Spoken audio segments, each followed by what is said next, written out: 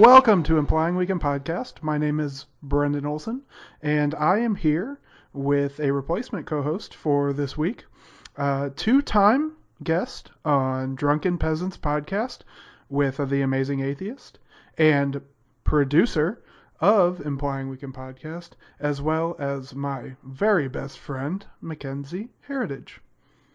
Well, thank you very much. Glad to be here. No problem. Glad to have you on the show.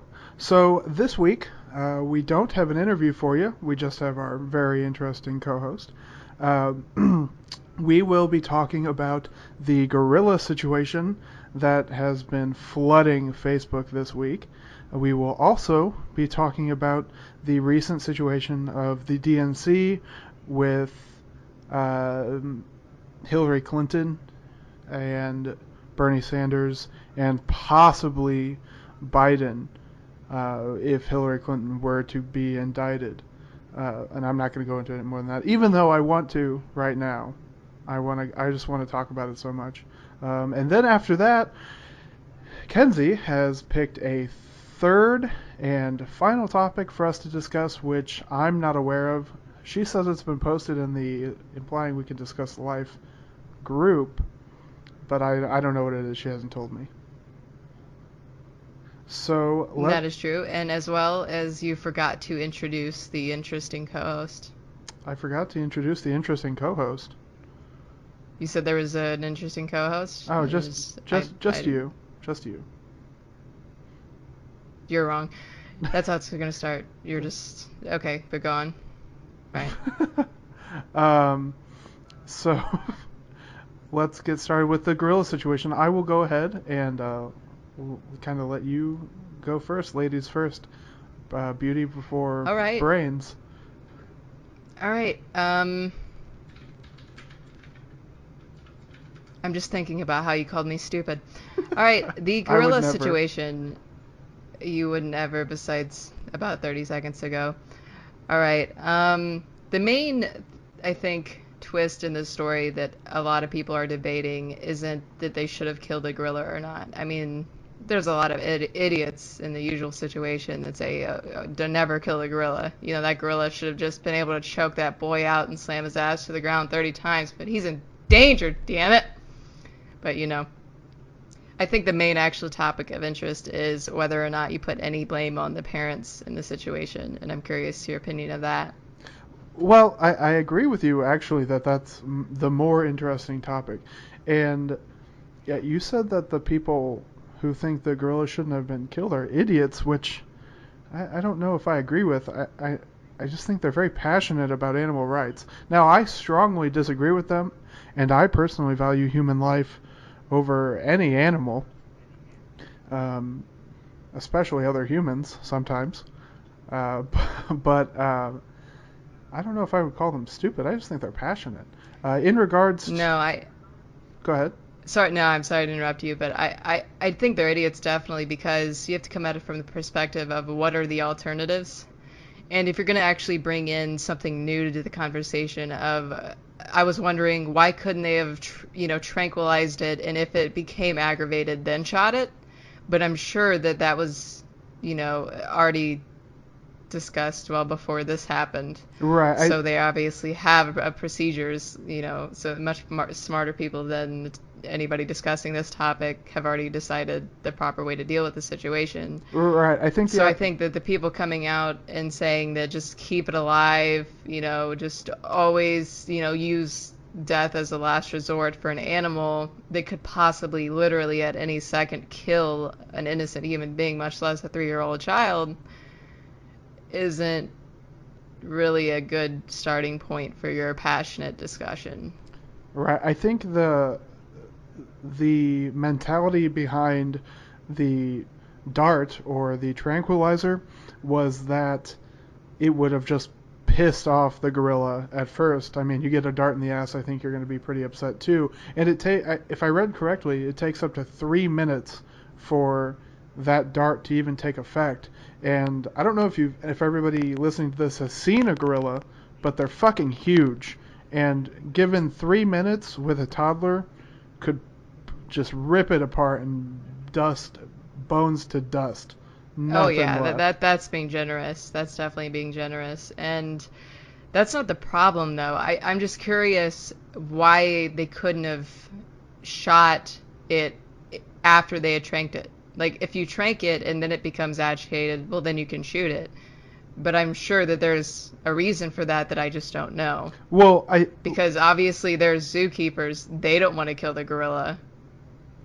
Well, I think it's just that chance where you shoot the gorilla. It's already under distress because people are shouting at it from the stands where the child came from.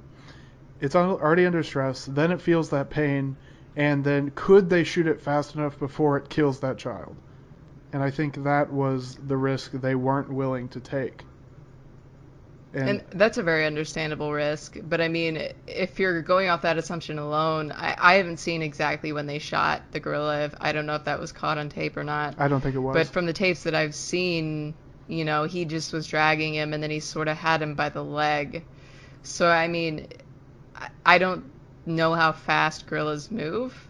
But obviously, if they can move so much to where they would outmaneuver your first shot to kill it, then obviously just go ahead and kill it. Right, that's another thing too, is you have to worry about missing with that first shot. And if it's already tranked and pissed off and you miss that first shot, then it's just that kid's dead. He's gone. Yeah, and at that point, well, that's where I lose the rationale of, you know, don't shoot it. Like, you're defending a gorilla's life, no matter if it's extinct. You know, would you rather lose a species of animal, or would you rather lose a 3-year-old child? And the people are literally saying, I would rather lose that 3-year-old child. Well, the way you worded that just now sounded a little harsh. Where like it sounded like an entire species of children or of animals and one child. Like it kind of sounded to me like you're saying, oh, there's these millions of animals versus the life of one child. At that point, I might actually go with the animals. Really? You would choose an animal that besides all the generations of different species that have gone extinct, you would still choose one of those if they had a certain population count over a human being. Well, like what is the line you draw there? If it's not an insect, like does that have to cross a line like and be a mammal, or can it be like a fish too, like just a weird looking fish with an extra gill? It depends on how much I like the kid and how much I like the animal. Oh, okay. If the kid's bought you like food before, then you're pretty chill with it. But if he's been a dick, then no, exactly. We'll take that weird, creepy killer spider over that kid. Right. No, well, okay. First off, let's not confuse spiders and animals. Spiders are Satan spawn. First off. No, I mean everybody knows that, but I'm just saying, do you hate the kid enough to choose Satan over the kid? It honestly depends on how I'm feeling that day and whether or not I like that kid. Yeah, I mean, for me, it just depends on whether I have my Coke or not. And I've had my Coca-Cola today, so I'm doing just fine. So back to the actual situation here with one child and one gorilla, with the parents. So I stated this on the group actually, and I actually credit Gabriel for talking to me about this and coming up with really great points. But I think we came to the conclusion that there should be an investigation as to what actually happened, what role the parents played in the child not being watched and being able to get into the enclosure. And based on that investigation, some sort of fine maybe, or something like I honestly wouldn't be able to support anything past a fine, being the legal expert that I am. And I think, right. But I think an investigation is certainly fair. But on the same coin, you can state that those parents' child, whom you can only assume they love, being in that situation is punishment enough. And what are we accomplishing by punishing those parents? Because obviously no parent in their right mind thinks it's okay that their child got into the gorilla pit, and Right. it's not like punishing the parents that it did happen to is going to stop future children from getting into the gorilla pit. It depends how much the fine is and how much I love my child. But I think that depending on the investigation, absolutely it could go up to jail time. If they just, just like, and it went into the zoo and said, okay, kids, you go that way, I will go this way, then I'd toss them in jail in an instant. But of course, I don't think that was even close to being the case, considering she noticed very quickly that her child was missing and started screaming for him. And then she noticed that he was in the gorilla pit. So obviously, like any parent that's had kids or been, any person that's been around kids, you can lose track of them for just a second and they're anywhere, So from just the outside looking in, of course, an investigation should happen. I don't think anything should come of it, looking at the facts that we have, because I think it's just as simple. You lose sight of your child for a second and they've just hopped this fence. Right, and that's a 15-foot fall into that gorilla pit. I don't know what the fuck that kid is on, but he has some balls. I mean, you put me... No, yeah. I know there was foliage in front of it, so he might not have seen it and just fell. But we're lucky that kid didn't die instantly, landing on his head from that 15-foot fall. He might have landed on his balls, but they're big enough.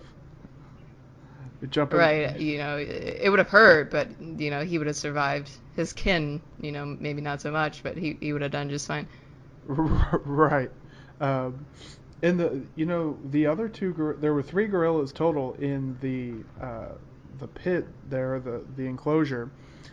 And 2 of them, the 2 females, were called back, and they instantly went back. So maybe Harambe was really just paying for his disobedience here.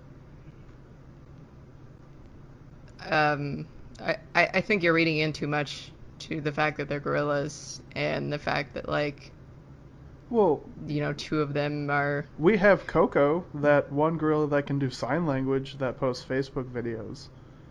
Talking. Right, and we have that gorilla that Robin Williams tickled, but look at Robin Williams, he's dead. Should they have killed that gorilla? It definitely happened years apart, but I think that's aside the point. Wait, Robin Williams tickled a gorilla? Oh yeah, look it up. He had a tickle fight with a gorilla. It was great. That's hilarious. But yeah.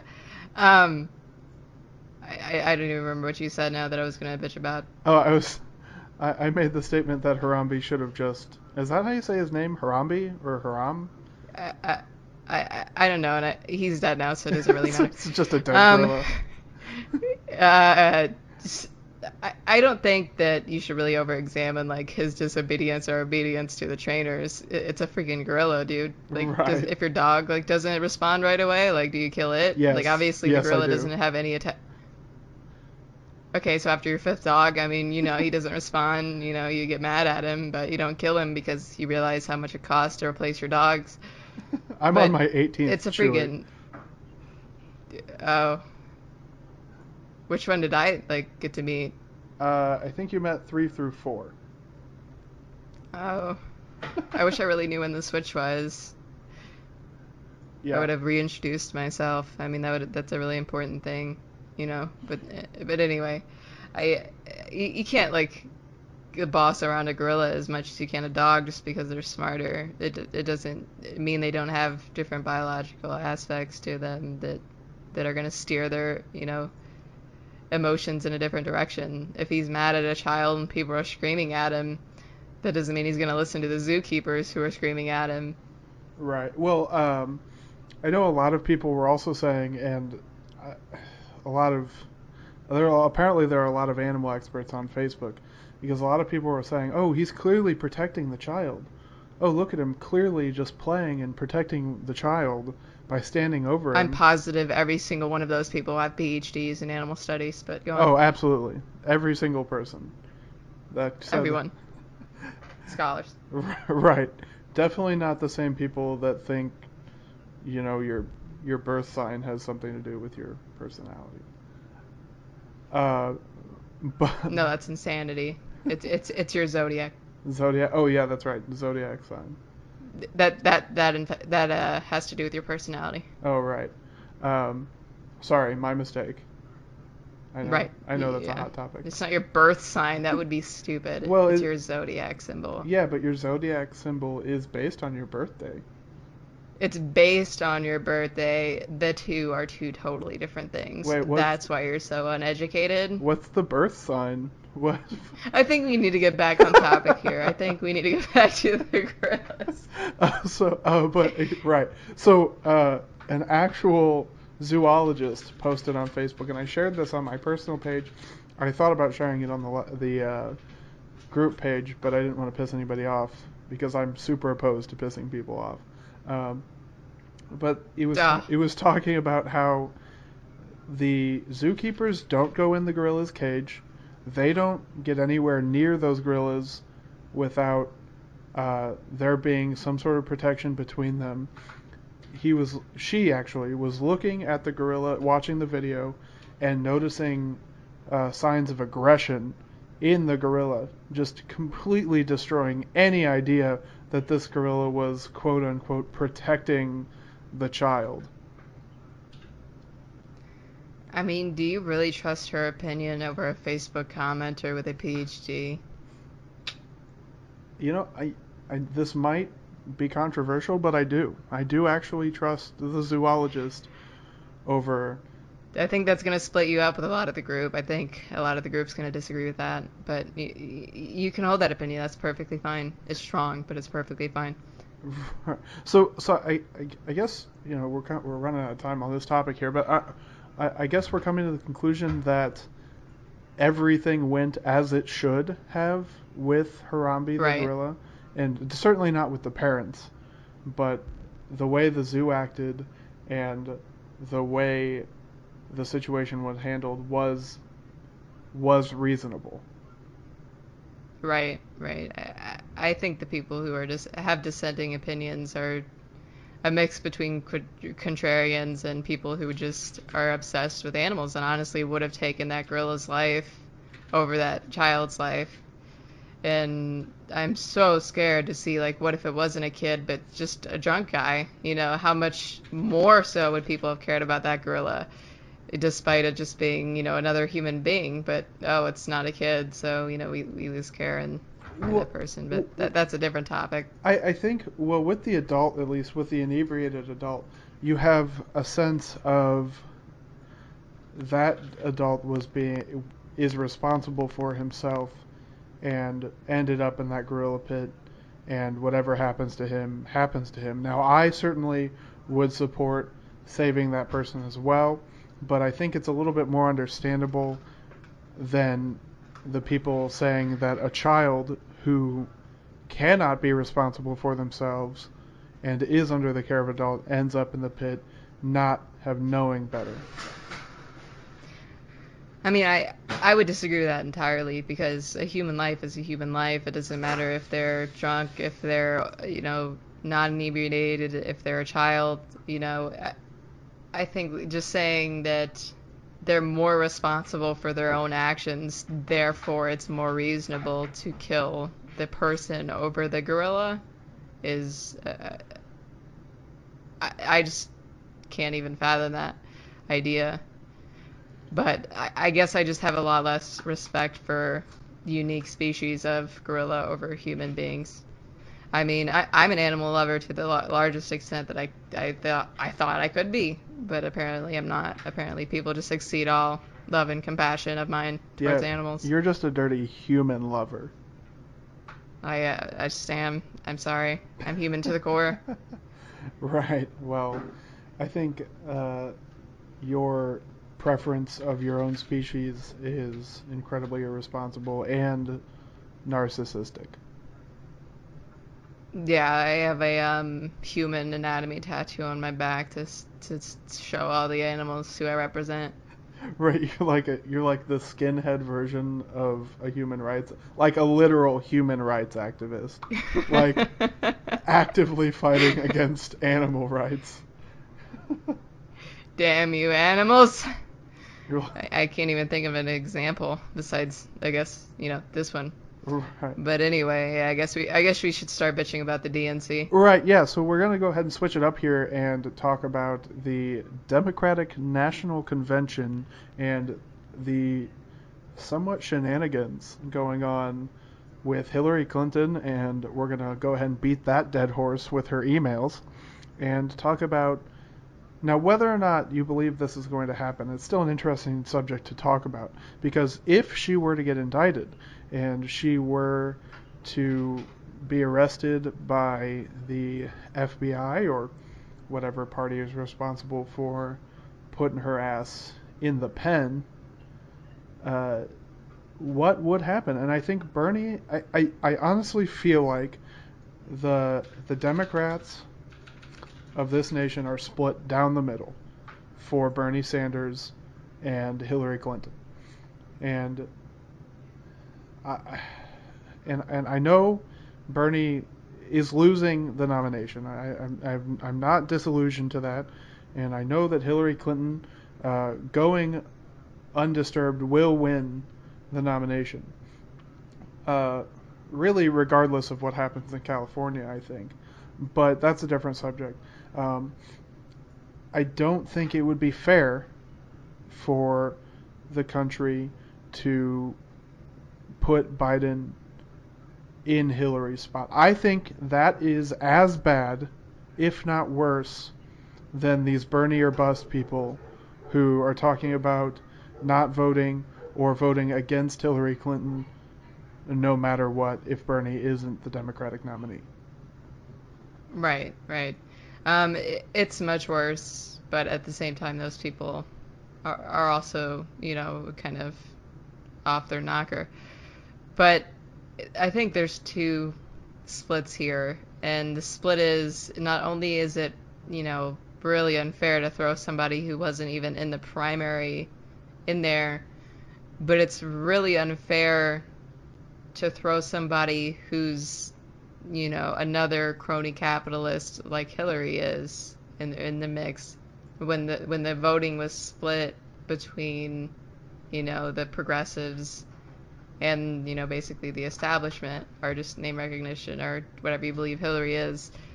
So if you go at it from those two angles, you shouldn't replace her. You should just go to the person who's in second place. Absolutely. Especially because Bernie, and we can talk about this all day, Bernie coming out of nowhere, absolute last place, 47 points behind Hillary Clinton when he first started running and announced his campaign. I know I was an early supporter of Bernie, and I remember talking to my father about this. Him saying that Bernie is never going to get anywhere with Hillary Clinton, and I feel like this was the thoughts of a lot of lifetime Democrats, was that, yeah, it's very nice that you want to try and be the presidential nominee, Bernie Sanders, but let's not joke around here. We all know that Hillary Clinton is going to be the nominee, and while that may be proven true, it certainly was contested a lot more than anyone thought it would be. And to downplay the importance of his role in this nomination and the absolute farce that has been the Republican nomination, it would just be incredibly disingenuous. How do you mean farce? They had 17 excellent candidates and whittled it down to one fantastic one. 17 candidates. It's the wacky 17 over there, man. But I really don't understand why people were so against Bernie the election after Obama literally just upset Hillary. It's just like the same exact thing happened. A candidate from nowhere came out to be a populist, and after he won New Hampshire, the voting swung, and people were like, oh, he can win. I guess now we can vote for him, and we don't have to vote for Hillary. And then Obama swept. I mean, it was still a race in between them, and she still was in there until July. She didn't drop out after, she couldn't win. She still kept the primary going. But I think the reason he won was because of the donor money. I mean, that gives you such a brute force advantage in these states that he needed. And if you don't play the game, you're not going to win. And that's why we need to fix politics as it stands. But I don't think the story's really about that, though, as much as we could bitch about that for hours. I think it's about whether or not you trust, the reporters and the journalists coming out of the correspondence dinner saying that they've heard verbatim that they were going to replace Hillary with Biden if she were to be indicted. Really? That came out of the correspondence dinner? Yeah. Well, Al Sharpton, Ann Coulter, and Cenk Uygur from the Young Turks all claim that in the correspondence dinner, or during, rather, the correspondence dinner, the DNC had claimed that if Hillary were to be indicted, they would immediately replace her with Biden. And they just didn't have any second thoughts about it. I mean, it's consistent through all three of them talking about it, that the DNC was fairly confident. They knew, they had a backup plan, this is a backup plan, and they're ready to roll with it. If it happens, it happens, and they're not worried about it. And I don't know why people are naysaying about it. It makes sense even if these three people didn't hear it, secondhand, and because if you listen to where the DNC is coming from, why they placed all their debates on these weird late night weekend slots where people just aren't going to watch them. Of course they're favoring Hillary. Of course they're just going to go do what they want. They don't care about the voters. This isn't anything new. Right, and it's not like we weren't primed for this. Even before Bernie put his hat in the ring, there was talk of Biden wanting to run for or not wanting per se, but there was talk of Biden running for president in this election. Right. This isn't some out of left field idea that nobody had considered. I think that was actually a big conversation before the actual primary started, where it was Hillary Clinton is definitely going to run and will probably be the nominee. And then who else could it be? Biden's name came up a lot. And then, of course, Bernie put his name in. Yeah, and Cory Booker came up a lot, too. But again, he's just another black guy playing the game of politics. So they were like, oh, minority. Chuck him in there. And Hillary, oh, look, a minority. Chuck her in there. No, she was thrown in because, Bill and all that. Right. Well, I mean, of course she has bills, helping her on the campaign trail. And he's incredibly popular, by the way, with Democrats, and rightfully so. I mean, he wasn't a terrible president economically. I don't know much about his social politics, but I know economically he did very well. And so he was very popular with Democrats at the time. Now, of course, he was booted from the presidency. Well, he had Don't Ask, Don't Tell, and that was really good social policy that came out of the Clinton era. The first, I guess we should call it now, the first Clinton era. Right. So I think another big question here is if Hillary is doing poorly in these polls against Donald Trump and she gets indicted, will Biden do any better against these polls against Donald Trump? Because, I mean, honestly, he's vice president, but I don't know anything about his politics, and I follow politics pretty closely, and I've just had no interest in looking at Biden. He's never been a big political, face for me, even during the... Well, yeah, Michelle Obama has done more than he's done. Oh, absolutely. I mean, I see Michelle Obama doing shit every fucking week. And then we have Biden, who's definitely been a sit on his hands president, or vice president rather, and not done anything. He's basically a placeholder. Right. I mean, I don't know if, like, we just haven't heard what he's done, but I haven't heard what he's done either. So, I mean, it's either really minor stuff that just doesn't flake out of mainstream, or even, you know, I don't know what you want to call it these days, internet news. Right. But because it's not really even free media anymore. But I haven't heard anything that he's passed or worked on or helped work on. Right. He's just kind of been in the background this entire race. I mean, he was just he in 2008 he wasn't Paul Ryan, and in 2012 he wasn't Sarah Palin. So I mean, and of course in 2012 he had already had 4 years as the vice president. It wasn't like Obama was going to change that. I don't even know if he can, actually. Is that a thing? Can you change vice presidents in a second election? I feel like you should cut that question out. But I really think that we should be happy that he's not a Sarah Palin. I don't think that's a legitimate complaint I would have. I think I would rather him just shut up and sit down than go up there and be a Sarah Palin. That I might vote for Trump. Wait, you would vote for Trump? Versus Sarah Palin? Oh, right. Really? I mean, honestly, I don't know. I mean, at that point, I might not even vote.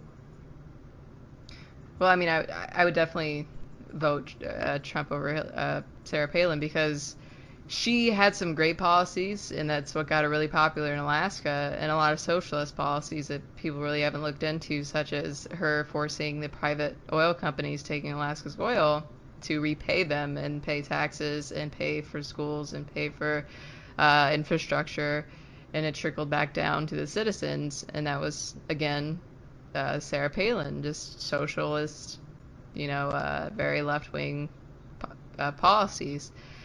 And then she comes around to the very right-wing Tea Party wannabe, talking points memo, and here she is on the public, stage.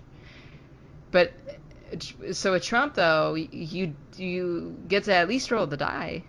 We don't know where he stands. He changes positions every week. He was a Democrat for like 30 years, and now he's a Republican for like 2 months. I mean, he's clearly an idiot, but he's great at marketing. So, I mean, America might be in the tube's worst case scenario, but I mean, damn it if we will not be the tourist destination of the world. Right. They'll just rename America Trump Land. Yeah, the United Trumps of America. As people start calling us the Trump dump. Man. Half the country's already a Trump dump. Right. Apparently, at least the Republican Party, the grand old party. The party of Lincoln. Do you think Lincoln would have voted for Donald Trump? No, but you have to remember the Democrats and the Republicans switched. What? No, that didn't happen. I don't know what you're talking about. It's almost like... Yeah.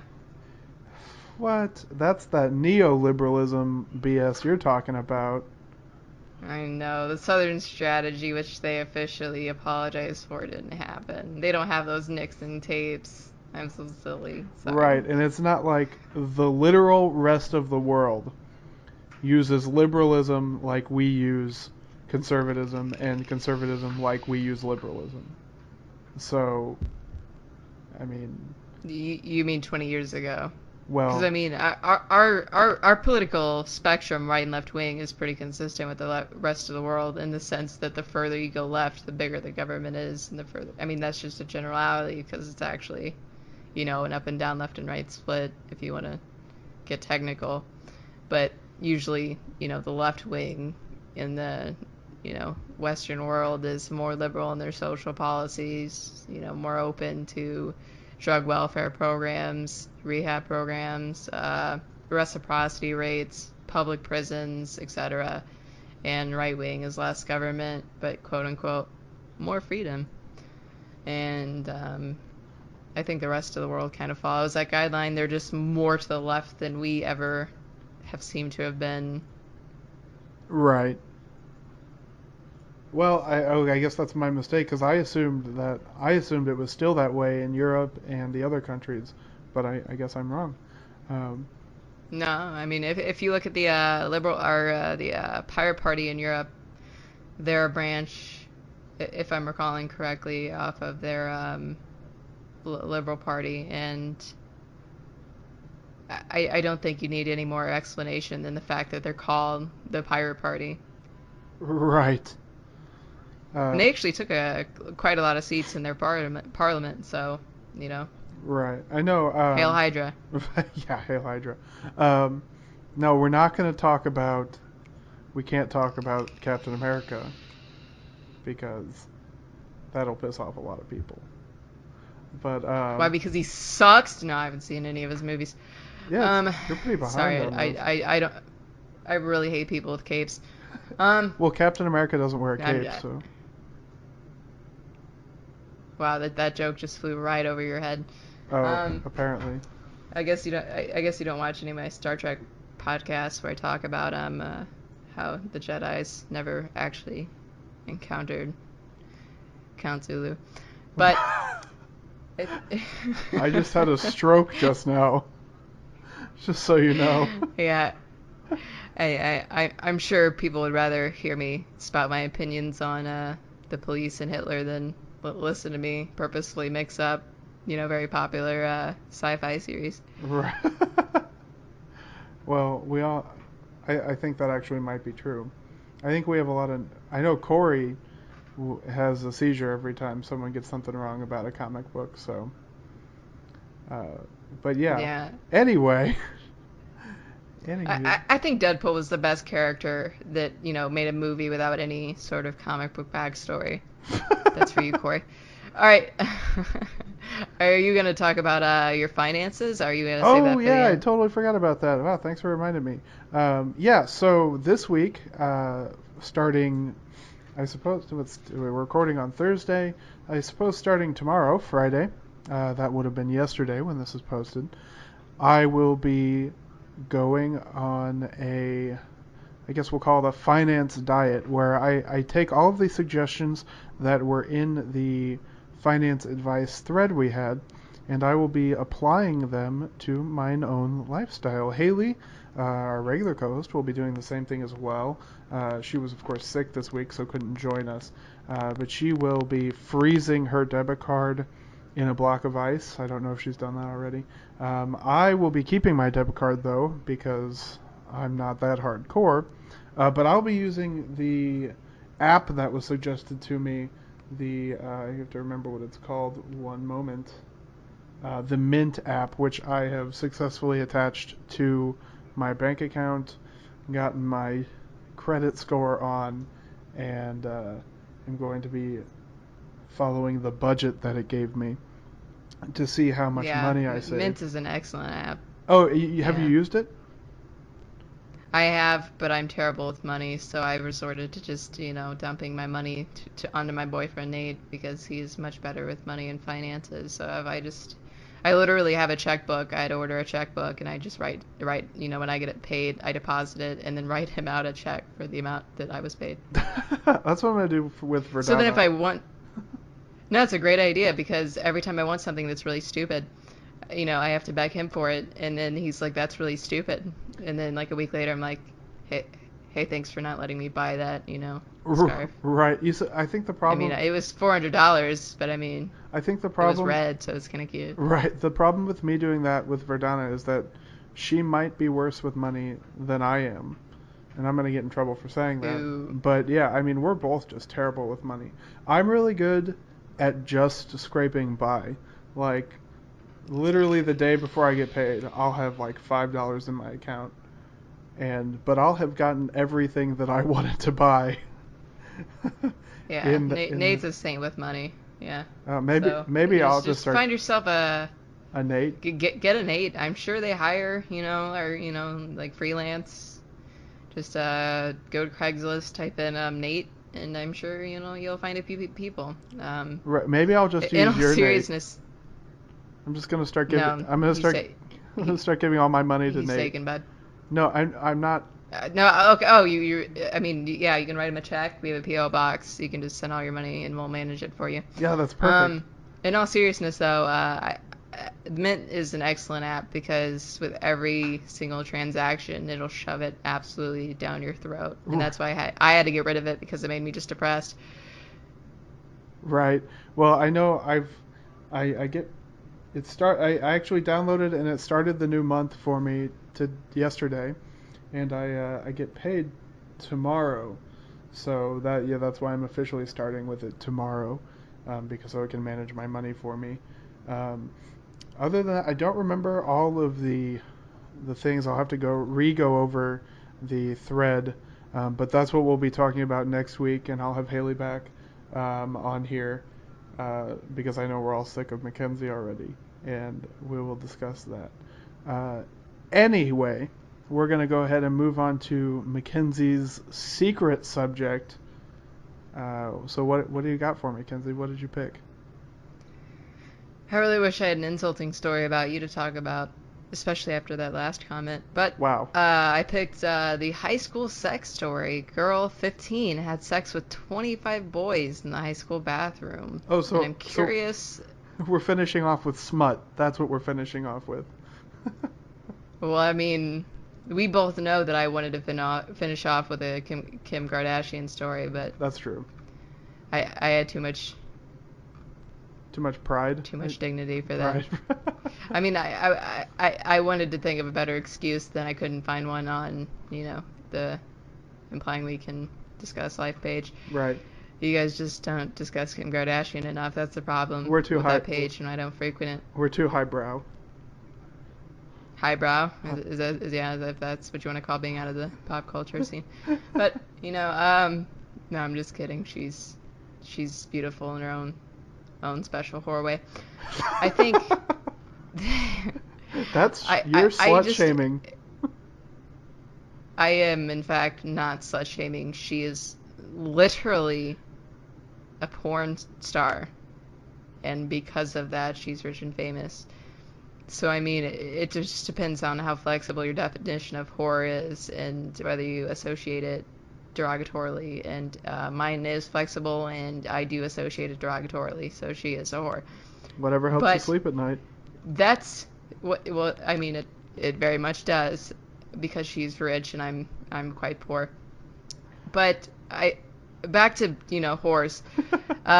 So the girl had slept with 15 guys, and you said it wish it happened to you in high school, and I'm just curious how serious you were with that statement. I'm really tempted here to say I was entirely serious, but I was actually only halfway serious, which still might be a lot, I think. But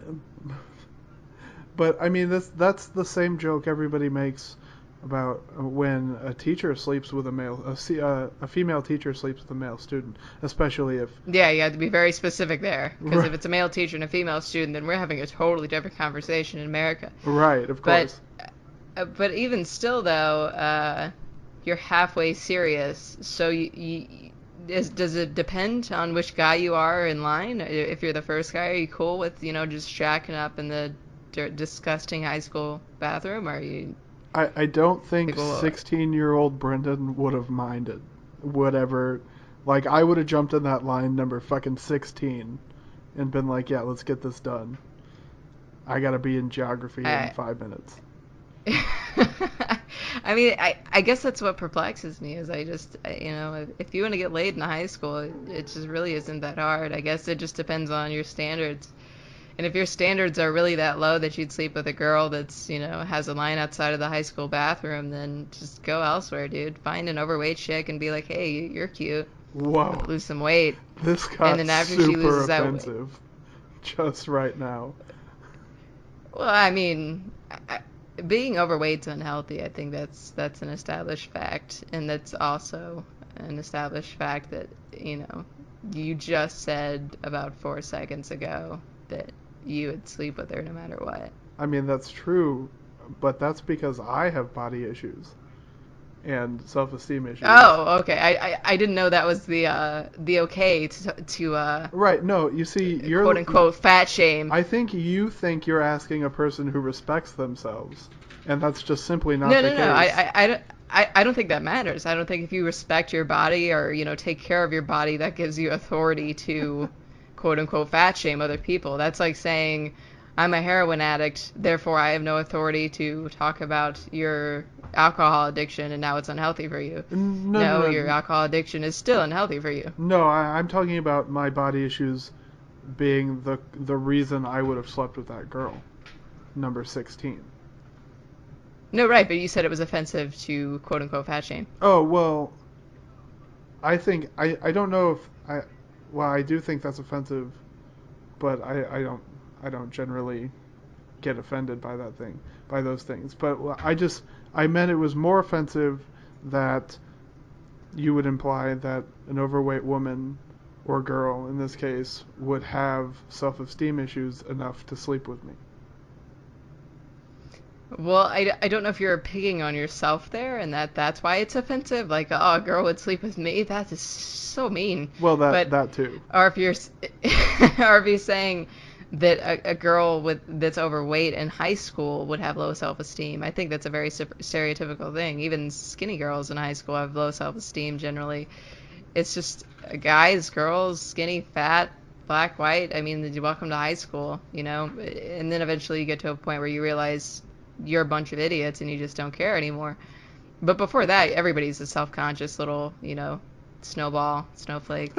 And they're like, I'm never, just going to come out of my shell and I'm going to pretend to be, with this crowd and I'm the, biggest whatever clique you're in. Right. Well, if you're in the drug addict clique, then you're the biggest drug addict. I sell drugs from my mom's medicine cabinet.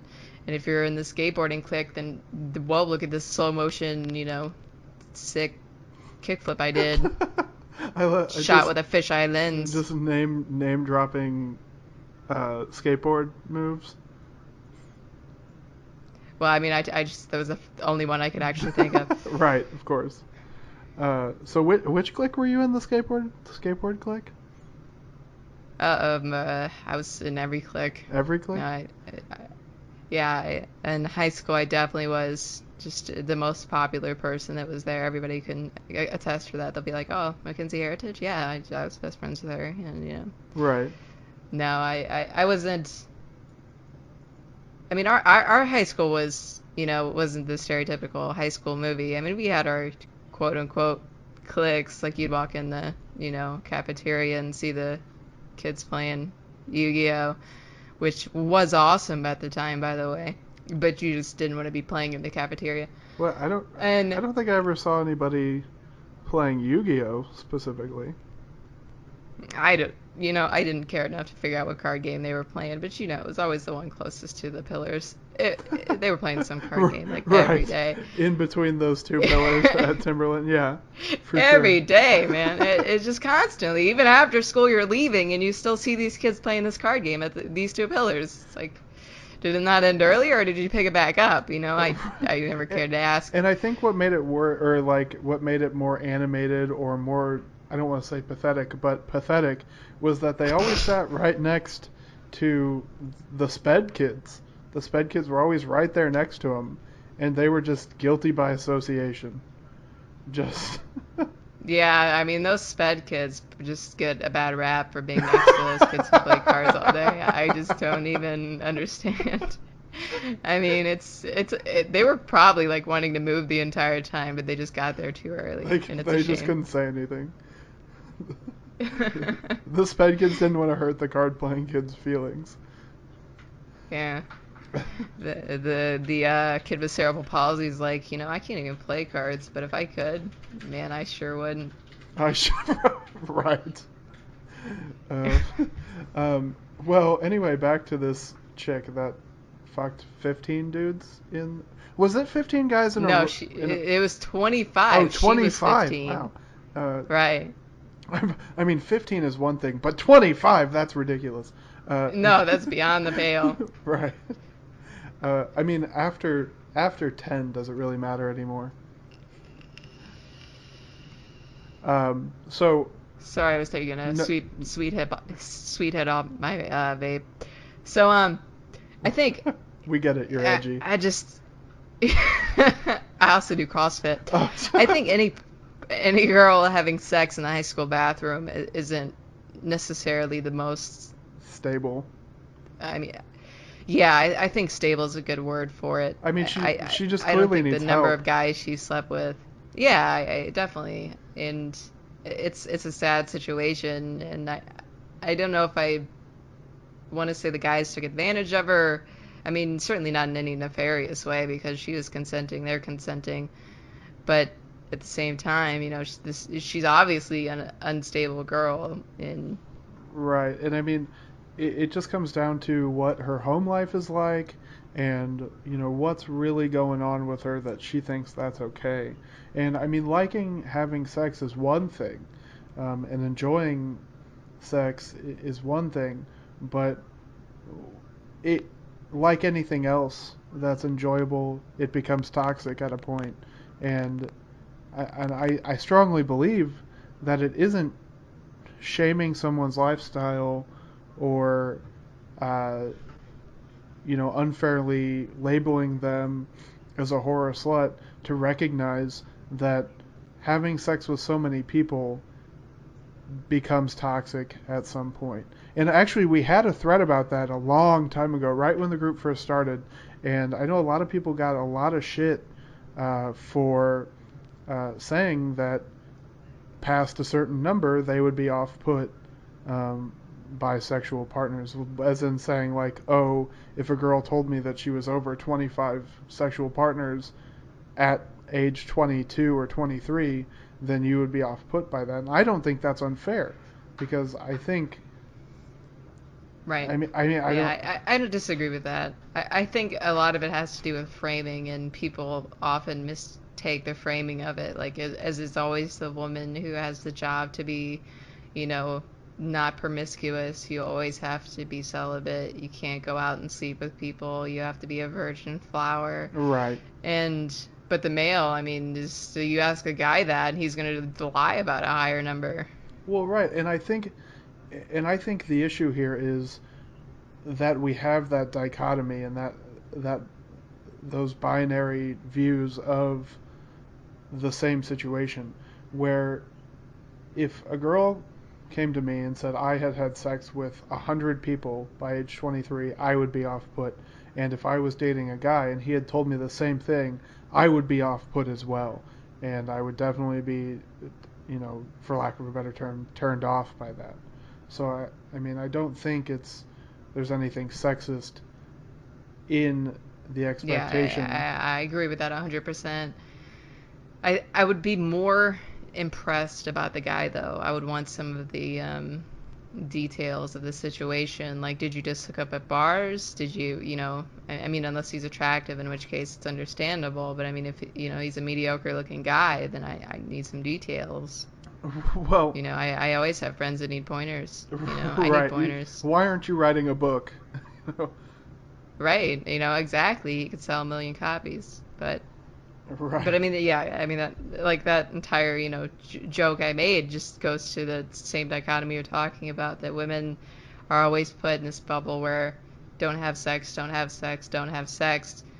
And then boys are put in this bubble where have sex, have sex, have sex. And the longer you wait to have sex, the lamer you are. And yet, for a girl, the earlier you have sex, the less your value is as a human being.